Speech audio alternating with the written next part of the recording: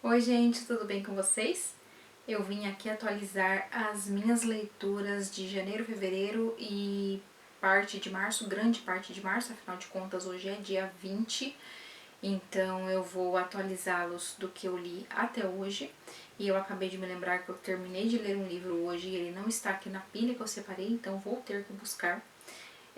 Mas eu espero que vocês gostem, porque no geral foram leituras muito boas e alguns favoritos já, né? Já temos favoritos nesta lista e eu imagino que este ano será de grandes leituras, porque eu dei uma refinada nas minhas estantes, então só o que tem aqui é só coisa de primeiríssima categoria, segundo parâmetros Cíntia Torres, obviamente. E eu quero dizer também, além dessas previsões para 2025, eu também quero dar as minhas boas-vindas às pessoinhas novas que têm chegado por aqui e que têm deixado comentários para mim, mesmo que estas pessoas não saibam que eu tendo a desaparecer por alguns meses. Eu lanço um vídeo, lanço o segundo vídeo e acho que estou abalando e vou continuar abalando, mas daí a vida vem e me impede de colocar vídeos com certa regularidade. Em todo caso, quero que vocês saibam que estou sempre aqui. Não sempre, mas assim, né? Ainda que a minha frequência seja cambaleante, eu estou aqui. E eu espero que vocês continuem gostando dos meus vídeos, continuem acompanhando aí as minhas leituras e continuem tirando alguma coisa boa disso tudo, né? Algumas dicas. E eu quero deixar aí as minhas boas-vindas a essas pessoas novas. E que se vocês acharem que eu desapareço, é porque eu desapareço mesmo, mas eu sempre volto. E é isso então, gente. Eu vou começar com um livro, que foi o primeiro livro que eu li em janeiro, mas que eu não tenho esse livro mais, porque ele já foi embora, aí no processo de refinamento, né? Livros também que eu não tinha interesse em ler, e este foi um reler, no caso, né? E este foi um deles, que é o Minha Vida de Rata, da Joyce Carol Oates. Eu acho que eu já comentei sobre esse livro num vídeo que eu fiz de livros novos na estante. É um livro sobre uma moça que ela nasce e cresce numa família bem complicada, bem abusiva, com irmãos que são complicadíssimos, e ela acaba descobrindo que dois desses irmãos mataram um garoto. Então é um livro que trabalha ali com vários graus de problemas, né? Problemas familiares, problemas sociais. E essa garota, ela vai ratear os irmãos, ela vai delatar os irmãos para a polícia, né? E a partir daí a vida dela despenca, porque a família escolhe os assassinos em detrimento dela, né? Então ela é mandada embora para ser criada por uma tia, e aí começa a longa, longa vida de desventuras desta moça. A escrita da Joyce Carol Oates é, de certa forma, impecável, ela é muito boa mesmo, eu gosto bastante da escrita, mas eu não gosto muito da forma como ela trata as personagens. Eu acho que ela... Assim, e aqui vai ser um achismo, tá, no que eu vou dizer agora, que é...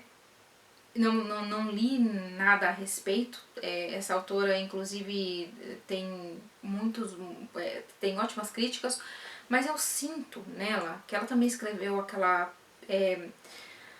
biografia romanceada da Marilyn Monroe, chamada Blonde, que eu achei assim, um show de horrores. E é uma característica que eu vejo nessa autora e em algumas autoras contemporâneas, que eu acho assim meio desconfortável, honestamente, que é um certo,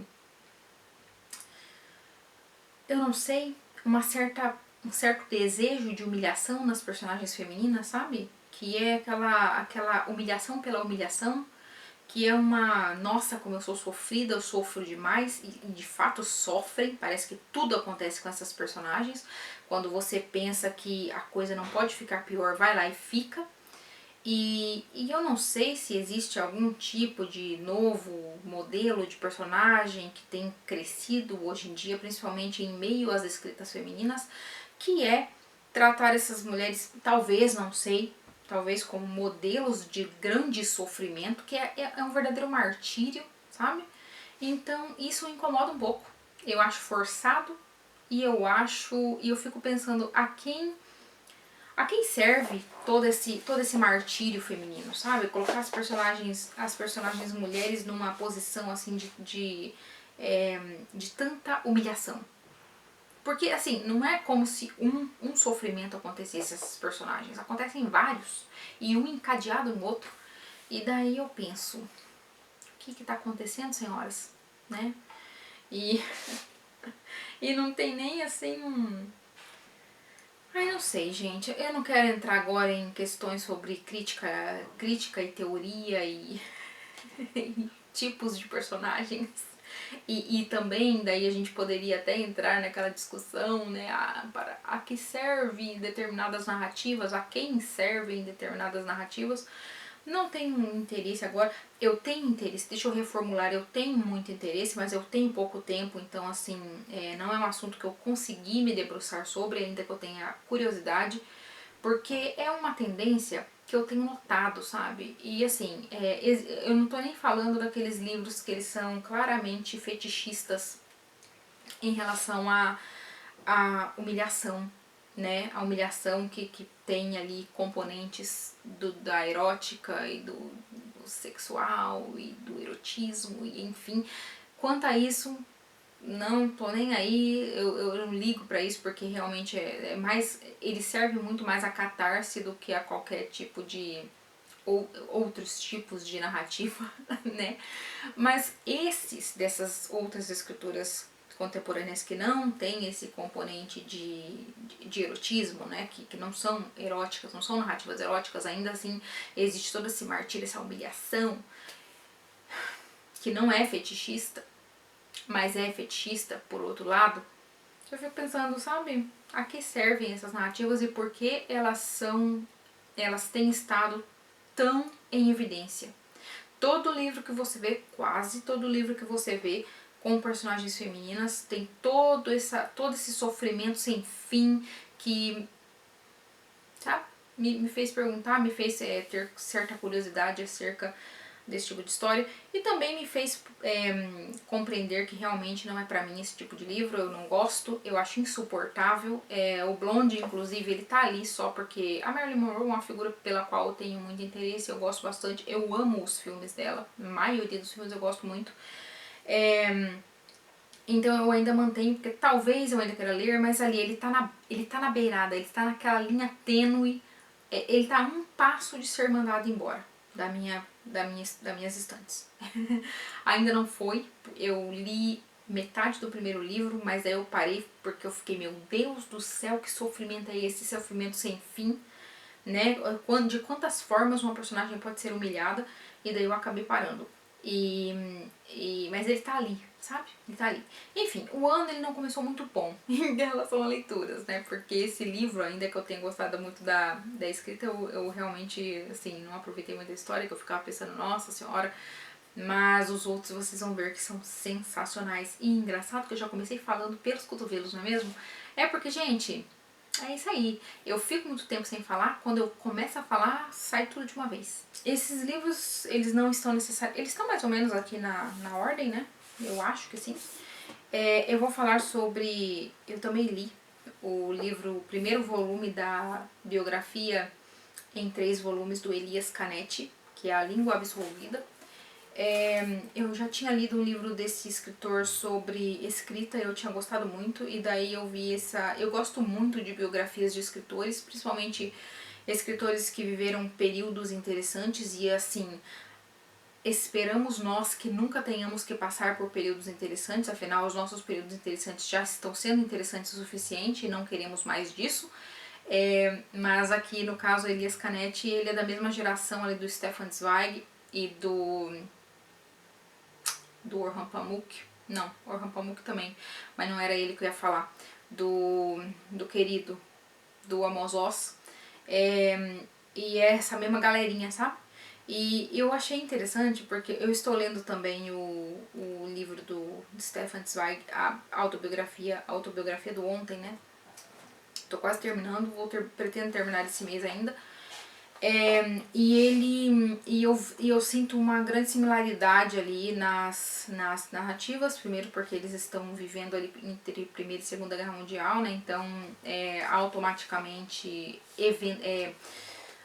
automaticamente vai ter ali pontos de convergência, mas o que me interessa, o que me chamou sobretudo a atenção é a relação que esses caras tinham com suas mamas, com suas mães, que era uma relação um tanto quanto esquisita de sufocamento dessas mulheres, sabe? Essas crianças homens, esses garotos sufocando suas mães e obrigando-as a viver ali praticamente para eles. E porque essas mulheres eram muito cultas, eram muito letradas, eram meio que guardiãs da palavra ali, né? Tanto no caso do Amos Oz quanto no caso do Elias Canetti, do Stefan Zweig bem menos, né? Mas eu pretendo falar ainda dessa biografia um pouco depois. Mas o Elias Canetti e o Amos Oz, eles têm essa relação de muita proximidade com suas mães e um relacionamento assim que pode, e assim com muita dor no coração, né? Pode ter ali feito com que a vida dessas mulheres não fosse nada fácil, ainda que eles não percebam. É engraçado porque o Elias Canetti, ele tem ali um certo momentozinho de clareza, né, de claridade, quando ele pensa, nossa, eu acho que eu deixei a vida da minha mãe bem complicada. Mas logo passa, ele bola pra frente e deve ter pensado que a mãe dele era muito feliz por ter tido um filho sensacional, brilhante, insuportável como ele. Porque eu nunca vi garotinhos mais insuportáveis do que esses. E não me entendam mal, eu amei esse livro. É sensacional. Mas eu pensava que Deus me livre de uma relação dessa com qualquer pessoa.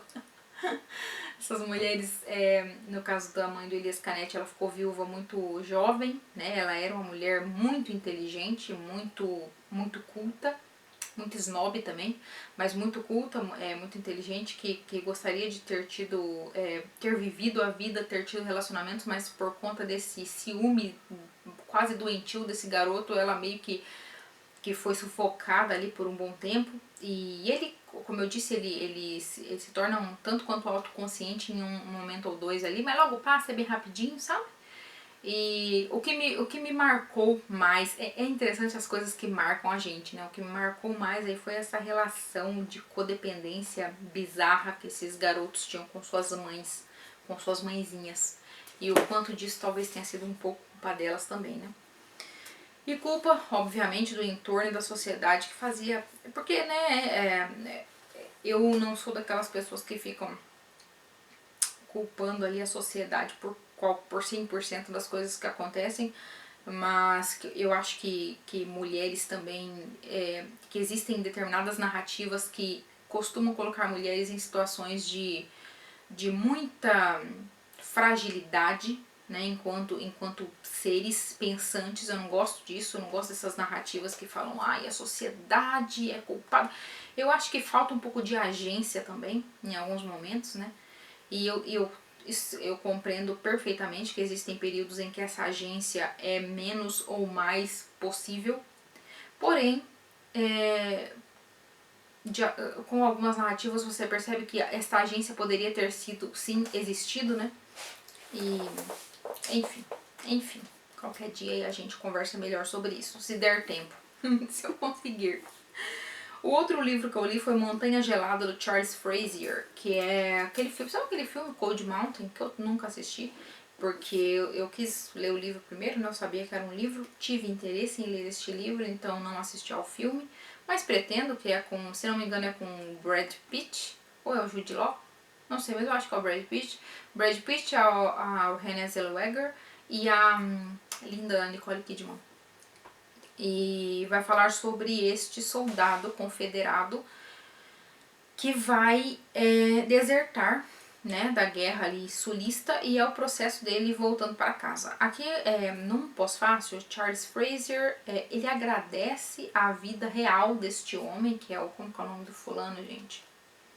É um nome esquisitinho, Iman, Iman alguma coisa, que eu já não sei aqui. Eu tô meio cega, porque eu fiquei olhando luz branca hoje o dia inteiro, e eu tô meio cega, então não tô enxergando nada. Gente, a luz branca me deixa completamente cega. Chega no fim do dia, eu tô assim, eu tô parando o caminhão achando que é ônibus. E eu tô dizendo isso, é real, aconteceu mesmo. Enfim, imã. Não tá dando pra eu encontrar o nome do fulano aqui. Mas ele agradece a este homem, então provavelmente eu encontrei páginas de aficionados por pela Guerra Civil Americana.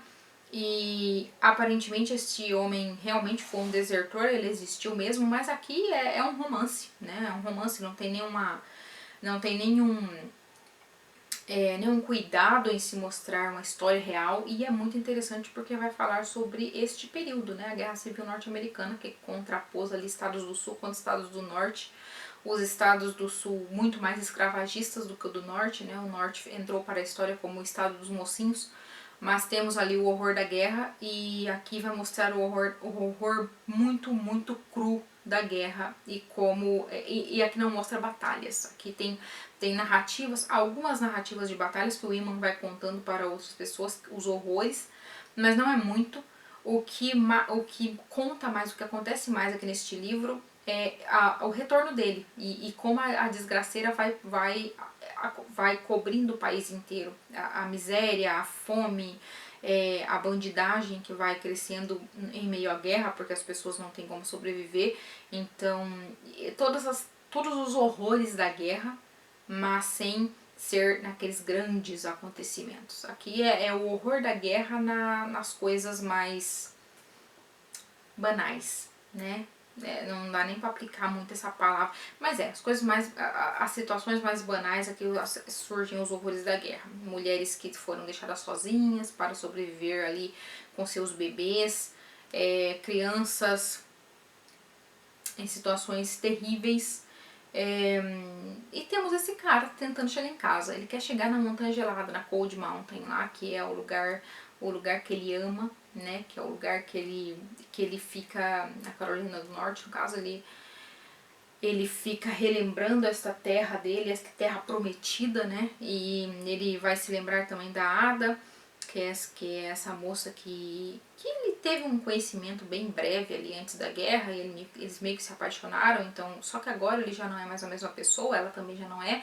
E aqui tem toda a discussão do que será possível fazer com esses cacos de pessoas, com essas outras pessoas transformadas pela guerra, se existe esse amor, se esse amor já, ele obviamente não é o mesmo, mas se ele foi possível de se transformar em alguma outra coisa, né? E temos aqui a personagem da Renée Zellweger, eu sempre esqueço não, né? Eu nunca falei desse livro, mas assim, eu não lembro o nome dela agora, mas ela é uma amiga, uma moça muito durona que vai ajudar a Nicole Kidman, que vai ajudar a personagem vai ajudar a Ada a sobreviver. E gente, que personagem mais legal. Eu gostei muito desse livro. Ele tem alguma lentidão, não vou negar, tem alguns momentos mais lentos, mas ao mesmo tempo eu não conseguia parar de ler, então eu gostei muito dele. O ritmo talvez não foi um problema pra mim, mas eu entendo que talvez possa ser problema para algumas pessoas, porque é uma grande jornada, né? Se tivesse música seria uma road trip, mas é uma triste jornada sem música. É um livrão, bem legal. Daí depois eu li os livros que vão entrar para a minha lista de melhores do ano, com toda certeza, né? Os primeiros aqui dessa minha lista que vão entrar, que foi Hyperion e A Queda de Hyperion, do Dan Simmons. Eu li esse livro, o Hyperion, eu li acho que no final do ano passado. Tô colocando aqui, nem sei porquê. Mas A Queda de Hyperion eu li na semana passada. Eu li de segunda a sexta. Eu fiquei a semana toda lendo esse livro e foi muito bom. Gente, que livraço! Se vocês gostam de ficção científica, olha como ele tá marcadinho. Se vocês gostam de ficção científica, muito bem escrita, de world building, né? A criação do mundo, uma criação de mundo espetacular, uma história sensacional, com toda uma mitologia por trás, toda uma ideia interessantíssima que surpreendentemente não ficou nem um pouco datada. A boa ficção científica, eu acho que ela não fica datada, será que é uma ótima ficção científica. Nós temos aqui, e nos anos 90, que o Hyperion foi publicado em 1989 e A Queda de Hyperion em 1990, imagino que o Dan Simmons tem escrito de uma tacada só. Provavelmente por questões editoriais ele foi impedido de fazer esse livro um único volume, eu não sei, né? Necessariamente, eu não pesquisei sobre isso. Mas eu super consigo ver o editor falando: meu filho, tu tá louco, pode cortar esse livro, né? Porque o Hyperion é um grande prelúdio. Aqui nós temos... eu vou contar pra vocês a história aqui. Depois eu vou fazer um vídeo sobre esse livro. Eu acho, tomara. Nós temos esses 6 peregrinos que foram escolhidos por uma tal Igreja da Eterna Expiação, que é mais comumente conhecida como a Seita do Picanço, para ir até esse planeta Hyperion e descobrir o que está acontecendo lá, né? Porque as chamadas tumbas temporais estão se abrindo e o Picanço está para ser solto aí, né? Para ser solto aí nas galáxias, no meio da galera toda. E nós temos esses 6 peregrinos, cada um deles com seus motivos para ir até Hyperion. Todos eles pediram permissão ou foram solicitados que eles fossem nessa viagem. Eles estão indo nesta peregrinação, não sabem o que vão encontrar lá, e cada um tem seus motivos. E ao mesmo tempo em que esta criatura abissal que vai contra todas as leis da física está sendo solta por aí, estão tendo notícias de aparições desse Picanço em Hyperion, está para acontecer uma invasão de uma galera que esteve... é como se fossem os selvagens da galáxia. Eles são chamados de os desterros, porque eles nunca pisaram, eles não têm planeta, né? Eles vivem em suas naves imensas, que são verdadeiros planetas em si mesmos, né? São autossuficientes. Eles têm toda uma questão muito particular, o corpo deles é adaptado, porque eles não tocaram... Eles têm um lance lá com a gravidade que é completamente diferente das pessoas, dos humanos que foram morar em outros planetas, né? Após a morte da Terra Velha, que é a nossa Terra, nossa querida, que a ficção científica vive matando a nossa Terra, porque, convenhamos, a gente tá tentando matar ela hoje em dia mesmo, né? E é isso, gente. Assim, esses livros, o autor é sensacional, porque ele te joga sem paraquedas aqui no meio disso aqui. E você que dê seus pulos para entender o que está acontecendo. Só que você vai, a partir do momento em que você vai lendo esse livro, você vai compreendendo. Ele não te explica nada. Ele não vai te explicar. Vai falar assim: olha, aqui nós temos a hegemonia. A hegemonia é essa espécie essa raça de seres humanos, esse grupinho de seres humanos que manda na galáxia toda. Tem o TecnoCERN, que é esta inteligência artificial extremamente avançada, e eles meio que fazem previsões de futuro, eles estudam o passado, fazem previsões de futuro, e é eles que fazem com que os humanos sobrevivam, né? Porque os humanos podem fazer viagens a anos-luz de distância em segundos, porque tem os portais, né, que o TecnoCERN permite. Ele não vai te falar o que é o TecnoCERN, você que vai descobrir o que é. E você vai descobrir o que é. É só você ler. Eu não sei como você poderia não ler com atenção, porque é um livro interessantíssimo. Ele vai te mostrando esses conceitos e você vai inferindo, sabe? Então, além de tudo, ele coloca seu cérebro velho de guerra para trabalhar. Porque você não vai ler esse livro passivamente. Você vai ler esse livro tentando juntar todos os pontos possíveis, porque ele não vai juntar os pontos pra você. E eu não sei vocês, gente, mas eu adoro. Eu não suporto aquela literatura que ela te trata com condescendência, sabe? Que ela te explica o que você tá lendo, que ela fica parecendo aquelas mães muito zelosas, que bota o filho no chão e sai atrás do filho com um paninho para limpar qualquer sujeirinha que tá fazendo, para cuidar. Mães muito zelosas, sabe? Daqueles livros que são mães muito zelosas, eu não gosto muito disso não.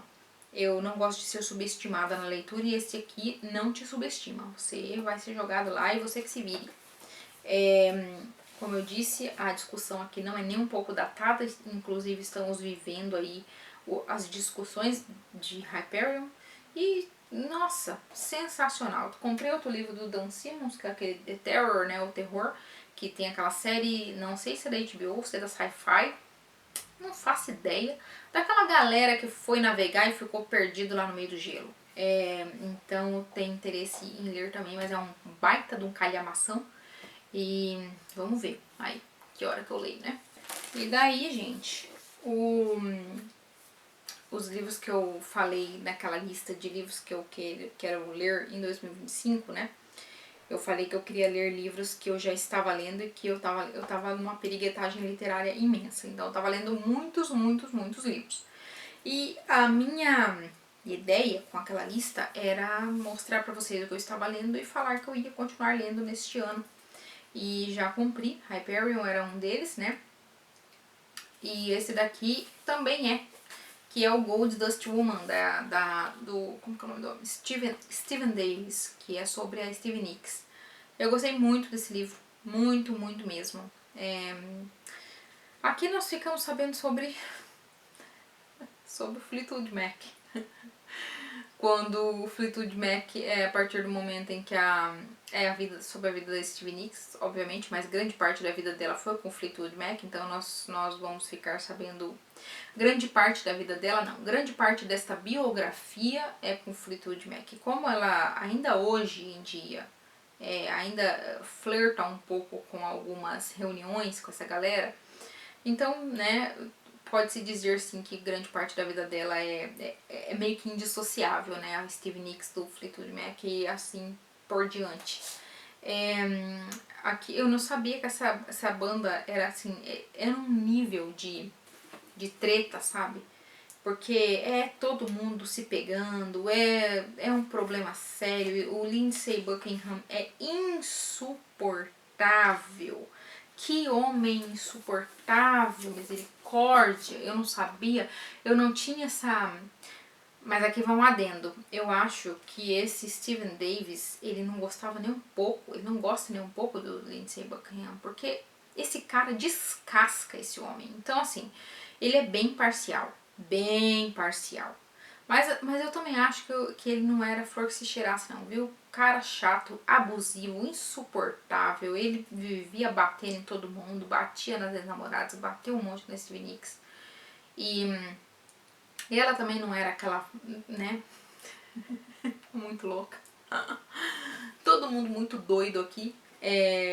Aqui fala eu não sabia várias coisas, né, o que é mais legal. Eu gosto muito dessa banda. O Rumors é um dos meus álbuns favoritos de todos os tempos, mas eu gosto muito também eu gosto muito da Christine McVie. Eu amo as músicas que ela compôs. Na verdade, as minhas músicas favoritas são dela. E assim, eu gosto muito. Essa banda ela funcionava tão bem junta, porque era tanto talento, sabe? A Lindsey Buckingham, apesar dele ser um insuportável, ele era muito bom com as melodias, então a Stevie Nicks escrevia e ele fazia a melodia da música, e isso fazia com que a música subisse naquele patamar de obra-prima. Para o meu gosto pessoal, pelo menos, né, gente? Se vocês tiverem algum que seja um grande conhecedor de música e vem falar, nossa, isso daí é super popular, eu não ligo. Para o meu patamar, tá uma obra de arte, que eu amo essa banda. E que vai falar sobre até o relacionamento da Stevie Nicks com o Mick Fleetwood. Eu nem sabia que eles tinham se relacionado.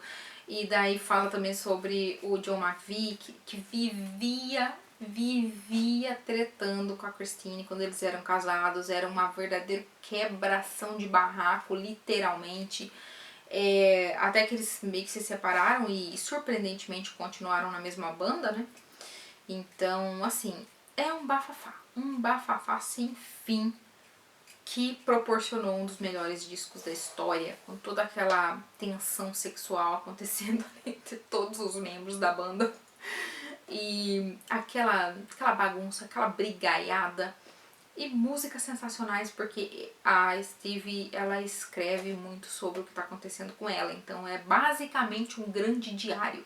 Essas músicas são basicamente lavação de roupa suja o tempo inteiro. Isso é muito bom, porque é uma lavação de roupa suja, porém muito elegante, muito bonita, maravilhosa. Depois, e por fim, né, no caso, não, por fim não, que tem um livro que eu esqueci, que eu tenho que pegar lá. O penúltimo livro que eu li foi este maravilhoso livro, My Effing Life, do Geddy Lee. Canadenses, né, gente? Muito educados, né? Eles não falam nem a palavra com F na capa do livro, então My Effing Life. E aqui tem esse querido, sabe? Eu comecei esse livro rindo muito, porque é o capítulo que ele vai explicar sobre os vários nomes que ele tem. Inclusive, teve vários problemas ao longo da vida aí por conta dos nomes diferentes que ele foi recebendo ao longo da vida, porque os pais dele estiveram em campos, nos famosos campos de concentração na Segunda Guerra Mundial. Eu fiquei chocada porque eu não sabia. A mãe e o pai, eles foram internos ali, foram presos em Auschwitz, Birkenau, nos piores campos, em Dachau também, eu acho. Estiveram presos ali e depois eles emigraram para os Estados Unidos, nada, que Estados Unidos, para o Canadá.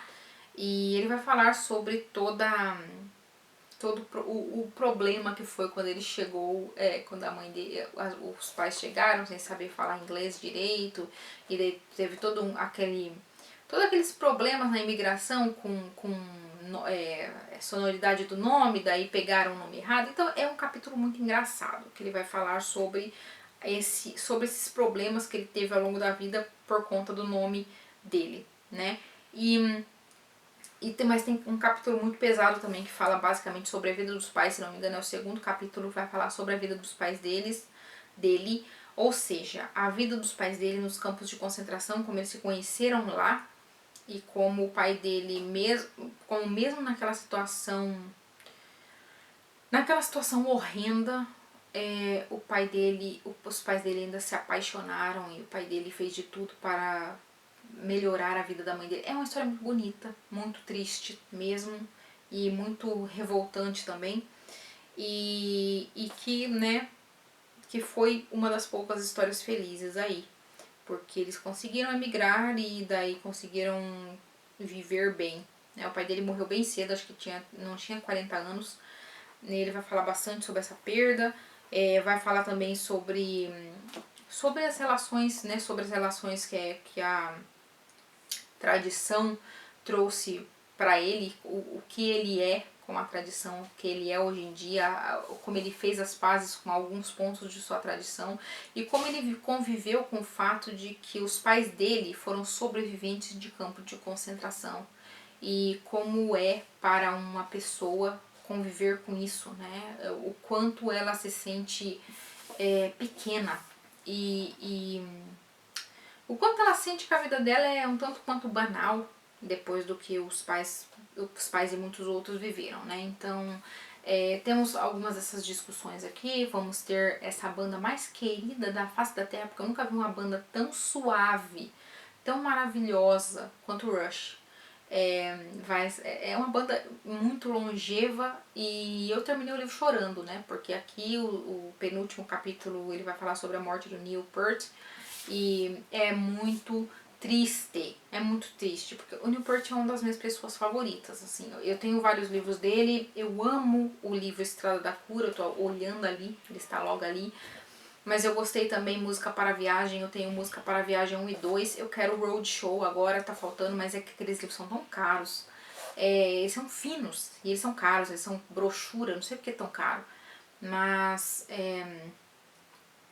tô esperando aí, né, uma promoção, uma eventual promoção para comprar o Road Show 1 e 2, e eu quero ler tudo que o Neil Peart já escreveu na vida, porque ele escrevia maravilhosamente bem, e eu amo o que ele escrevia. Mas enfim, Geddy Lee, queridíssimo, também é maravilhoso aqui escrevendo sobre a banda, sobre como foi todo o processo deles fazendo sucesso ali com o rock progressivo, quando o rock progressivo já não estava tendo mais tanta demanda, né? Ele fala também quando o punk insuportável. Gente, eu não gosto nem um pouco do punk. A única coisa do punk que eu gosto é a Patti Smith e eu nem gosto tanto da música dela. Eu gosto mais dela em si, do que ela escreve, do que das músicas dela. Mas ele vai falar sobre o punk insuportável. Desculpa, gente, se tem alguém que gosta. É um gosto pessoal meu, né? Não tô tirando mérito, não. Só tô falando que eu não gosto mesmo. Que eu acho um porre, um saco. E ele vai falar sobre como é você ser uma banda de rock progressivo canadense tentando entrar ali no mercado dos Estados Unidos e no inglês também, né? Quando o inglês estava importando o punk pra tudo que era buraco. E é muito bom, é muito bem humorada essa biografia, exceto pela tristeza e depressão, que é o capítulo sobre a morte da esposa e da filha do Neil Peart, né? A filha dele faleceu num acidente de carro e um ano depois a esposa dele faleceu de câncer. Então vai contar que o Neil Peart conta essa história toda e a recuperação dele em A Estrada da Cura, que eu recomendo muito pra vocês, que é um livraço. E eu recomendo muito, né? Se vocês gostam aí dessa banda, ou então se vocês gostam de biografias musicais, se vocês gostam de livros sobre o processo de luto, sobre a recuperação desse processo de luto, eu gosto muito desse assunto, né? E eu gosto muito do Neil, meu querido. E então aqui foi revisitado esse momento tão triste, tão deprimente, tão depressivo, né? E foi muito triste, gente. Terminei esse livro aos prantos. Terminei, ainda bem que eu tava em casa, porque se eu tivesse em outro lugar eu ia ter que fechar, porque eu ia passar vergonha. Então terminei chorando, fui dormir com a cara toda inchada, foi uma beleza, né? Mas que livro, muito legal. Geddy Lee é um querido, então saí escrevendo um monte de trem também. Eu gosto de livro de música porque eles vão falando de outras músicas e eu gosto de ir escutando sobre o que eles estão falando. Não foi possível porque eu li em grande parte quando eu estava no meu ambiente de trabalho, então sim, não pude ficar escutando música, mas sensacional. Se vocês gostam de Rush, se vocês gostam do Geddy Lee, ou então gostam de música, livrão pra vocês aí. A mágica da edição não fez vocês verem, mas eu saí e fui buscar o livro, que é o Oliver Twist, do Charles Dickens. Eu tava com vontade de ler Charles Dickens, eu gosto muito dele. Eu amo um conto de Natal, um cântico de Natal, uma canção de Natal, né? Enfim, muitas traduções. E eu amo Grandes Esperanças, é um dos meus livros favoritos de todos os tempos. Tem uma das descrições de casas que eu mais gosto. Inclusive tem um vídeo sobre casas que eu quero muito fazer. Gente, eu tenho tanta casa acumulada, tanta casa literária acumulada pra fazer um novo vídeo pra vocês. Mas eu não tenho, sabe que eu tenho tempo, né? Mas eu quero fazer. E enfim, daí eu tava com vontade, eu tenho muito livro do Dickens aqui. E daí eu fui ver, e esse daqui era o mais fino, e ainda assim tem 466 páginas. É um livro do Clube de Literatura Clássica, né? A edição do Clube de Literatura Clássica, e é impecavelmente traduzida. O que eu não gostei foram as notas. Gente, tem umas notas muito besta aqui. Eu fui fazendo comentários impertinentes para cada uma delas, porque tem umas notas que subestimam, sabe? Que tinha um trecho lá do livro e de repente vinha a nota. Olha, aqui o Dickens está querendo dizer tal, mas coisas assim muito básicas de interpretação de texto. Eu pensei, gente, mas que notas são essas? Vocês tinham uma cota de nota para preencher? Enfim, edição impecável, exceto pelas notas, né? Excetuando-se as notas. Algumas são bem interessantezinhas, assim. Tem umas que falam sobre Londres, sobre o esgoto a céu aberto, que era Londres do século XVIII, no século XIX. E muito bom, gente. O Charles Dickens é aquele cara que ele também detona com os personagens dele. Mas o Charles Dickens, ele ajudou muita, ele fez com que houvesse muita mudança social em sua época, né? Esses livros eu esqueci a palavra agora. Meu Deus, eu tô ficando muito doida. Livros de denúncia, né? Livros de denúncia, é quase livro de denúncia. Que ele vai falando sobre a situação das crianças e como. Da situação da sociedade no geral, mas a situação das crianças e a forma como essas crianças eram desde cedo empurradas para a criminalidade porque elas não tinham como eles não tinham como se proteger, né? Então aqui temos esse pobre garotinho, Oliver Twist, que é um docinho de menino, que ele nasce, a mãe dele morre no parto dele e ele é enviado para uma daquelas casas de órfãos que era o inferno na Terra, né? Então ali ele vai sobreviver com muito custo, miraculosamente ele sobrevive e vai contar aí as desventuras de Oliver Twist a partir do momento em que ele meio que é coitado, ele é doado para ele é adotado com inúmeras aspas por um coveiro lá, por um cara que tem uma funerária, e ali ele vai ser abusado, né, abusado no sentido humano de trabalho e era um menino, uma criança no caso, né, não tinha leis para isso antes, e vai contar as desventuras dele até o momento em que ele foge dessa vida de servidão e acontece uma determinada coisa, ele acaba fugindo e ele vai para Londres, e em Londres ele vai encontrar a bandidagem toda, né, e só que também vai encontrar pessoas boas ali que vão ser colocadas literalmente pela divina providência em seu caminho, porque tem muita coincidência, né, livros do Dickens costumam ter muitas coincidências.